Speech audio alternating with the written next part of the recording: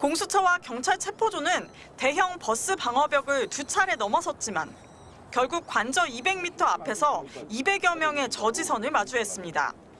대치가 지속되던 순간 경찰은 윤 대통령 체포영장 집행을 막아선 박종준 경호처장에 대한 체포를 고려했습니다. 공무집행 방해 혐의로 현행범 체포하려 했던 겁니다. 하지만 이를 거부한 건 공수처였습니다. 공수처는 대치 상황, 현장 인원 등을 감안해 내린 조치라며 현장의 불상사를 최소화해야 한다는 방침이었다고 뒤늦게 해명했습니다. 앞서 경호처를 향해 방해하면 입건하겠다고 엄포를 놨던 것과 달리 실제 집행 과정에서 의지를 보이지 않았다는 비판이 나옵니다. 준비 역시 부족했습니다. 경호처의 저항이 충분히 예상되는 상황이었는데도 경호처 직원들을 어떻게 돌파할지 구체적 방법에 대한 고민도 하지 않은 채 적은 인력만 투입해 안일하게 대응했다는 비판도 나옵니다. 실제 영장 집행 과정에 경찰도 동행했지만 공무집행 방해 혐의 등으로 체포되거나 연행된 경호처 직원도 없었습니다. 한 검찰 출신 변호사는 체포영장 발부 나흘째 첫 집행 시도인데 윤 대통령 측과 협의도, 물리력 대비도 부족했다고 지적했습니다. 공수처는 투입 인원이 너무 적은 것 아니냐는 질문에 우리가 평가할 게 아니라는 답만 내놨습니다. 다만 윤 대통령 측이 거세게 반발하는 상황에서 처음부터 강한 물리력을 동원하면 여론이 악화될 수 있다는 점을 고려해 명분 쌓기에 만족한 거란 해석도 나옵니다.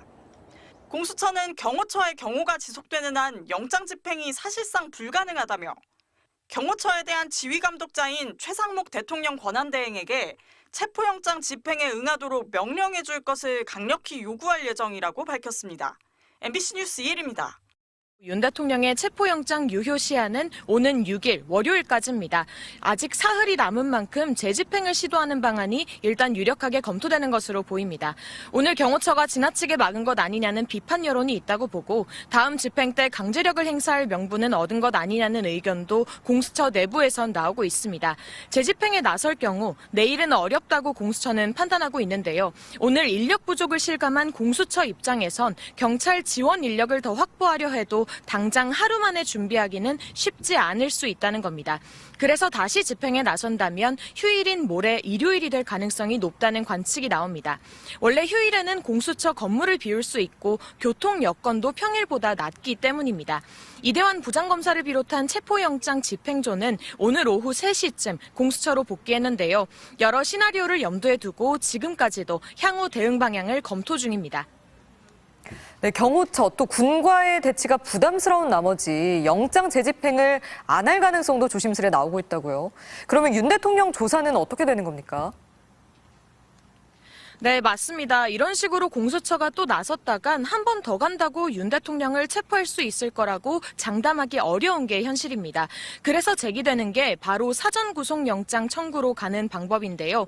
사실 체포영장은 집행 후 48시간 이내에 구속영장을 청구해야 하기 때문에 시간이 촉박하다는 부담도 있습니다. 그래서 무리하게 체포영장을 집행하기보다는 체포와 조사를 건너뛰고 곧장 사전 구속영장 청구로 갈 수도 있다는 겁니다. 사전 구속영장이 청구되면 법원에서 영장심사를 위한 구인장을 발부하는데요. 이때도 윤 대통령이 불응하면 체포도 가능합니다. 하지만 영장심사의 경우 법원이 직접 피의자 혐의의 중대성이나 도주나 증거인멸 우려 등을 따져 구속 여부를 판단하는 단계라 윤 대통령이 이것도 계속 피하기는 힘들 거라는 관측도 나옵니다. 지금까지 공수처에서 전해드렸습니다.